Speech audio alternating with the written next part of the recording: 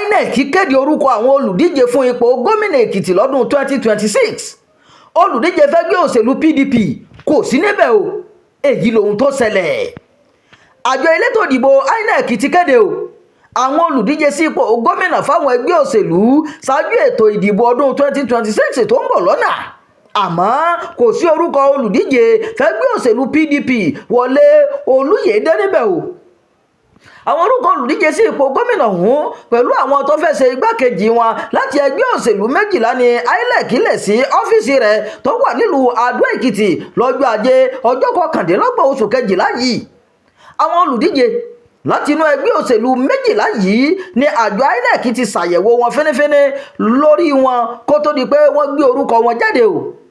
Gẹ́gẹ́ bí àtẹ̀jáde tí INEC fi síta bó ṣe sọ àwọn olùdíje ọ̀hún ni Ọpẹ́yẹmí Fálẹ́gàn fẹ́gbẹ́ òṣèlú Accord Party, Àkàndé Olúwaṣẹ́gun fún ẹgbẹ́ òṣèlú African Action Congress, Ayọ̀dèjì Òjó ti ẹgbẹ́ òṣèlú Action Democratic Party, Olúwadáre Bèjìdé fún ẹgbẹ́ òṣèlú African Democratic Congress àti gómìnà Bíọ́dún Oyèbánjí fún ẹgbẹ́ òṣèlú All Progressives Congress.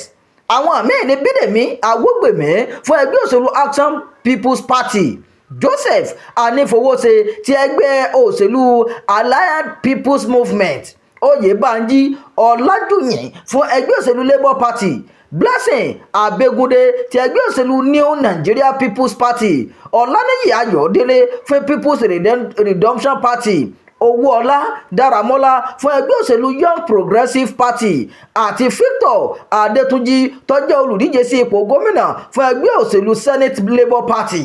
Àmọ́ o orúkọ olùdíje sí ipò gómìnà fẹ́gbẹ́ PDP Olúyèdé kò sí nínú àwọn orúkọ náà o bó tilẹ̀ jẹ́ pé òun ló jáwé olúborí nínú ìbò abẹ́nú ẹgbẹ́ náà tó wáyé lóṣù kọkànlá tó kọjá. INEC kéde pé òun kò rí ìgbìmọ̀ amúṣẹ́yà PDP tí Kàbírù Tùràkì jẹ́ adarí rẹ̀ gẹ́gẹ́ bí ìgbìmọ̀ tó bá òfin mu. Ìgbìmọ̀ amúṣẹ́yà PDP ló ṣagbátẹrù ètò ìdìbò tó gbé Olúyèdé wọlé. Gómìnà Ṣèyí Mákindé ìpínlẹ̀ Ọ̀yọ́ sì ni ó tún ṣàtìlẹ́yìn fún ìgbìmọ̀ ọ̀hún o. Ìbò 279 ni Olúyèdé rí nínú ìbò abẹ́nú ọ̀hún nígbà tí ọ̀gbẹ́ni Fúnṣọ́ Ayẹni tó ṣe ipò kejì rí ìbò 239. A gbọ́ wípé bí kò ti sí orúkọ olùdíje PDP lára àwọn orúkọ tí INEC kéde kò sẹ̀yìn aáwọ̀ tó ń ṣẹlẹ̀ láàrin àwọn adarí ẹgbẹ́ náà o. Igun kan nínú ẹgbẹ́ PDP ń tẹ̀lé mínísítà Àbújá Ìyẹ̀sìn Wike. Igun mìíràn ẹ̀wẹ̀ nínú ẹgbẹ́ òṣèlú náà ń tẹ̀lé gómìnà Mákindé ìpínlẹ̀ Ọ̀yọ́ àti gómìnà Bala Muhammed ìpínlẹ̀ Bauchi o. Tẹ́ ò bá gbàgbé lọ́sẹ̀ tó kọjá ni INEC kéde pé òun kò rí ìgbìmọ̀ amúṣẹ́yà PDP tí Kàbírù Tùràkì jẹ́ alága rẹ̀ gẹ́gẹ́ bí ìgbìmọ̀ tó bá òfin mu. Àjọ INEC ṣàlàyé pé òun kò ní gbé àkọsílẹ̀ kankan nípa ẹgbẹ́ òṣèlú PDP jáde o àyàfi tí ẹgbẹ́ náà bá yanjú onírúurú ẹjọ́ tó jẹyọ lẹ́yìn ìpàdé àpérò gbogbogbò ẹgbẹ́ náà eléyìí tó wáyé nílùú Ìbàdàn ìpínlẹ̀ Ọ̀yọ́ lóṣù kọkànlá tí wọ́n bá ṣe é tó bá yanjú. Ìròyìn ẹjọ́ fún ti àkókò yìí kò ní jù báyìí lọ o. Ẹ má gbàgbé láti máa darapọ̀ mọ́ ìkànnì yìí, ẹ máa pín ká, ẹ máa fèròǹgbà ẹ sábàlá àríwísí o. Ẹ ṣeun bẹ́ẹ̀ ṣe ń tẹ́tí gbọ́ wá.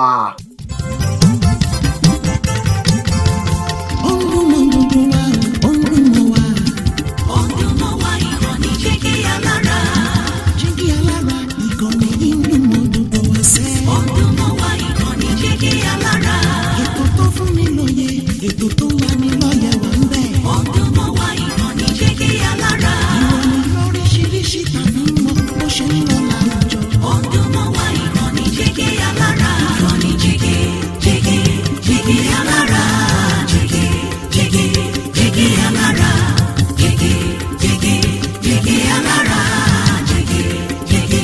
Jígí Alára. Ìkànnì Jígí Alára 24 bàbá gbogbo.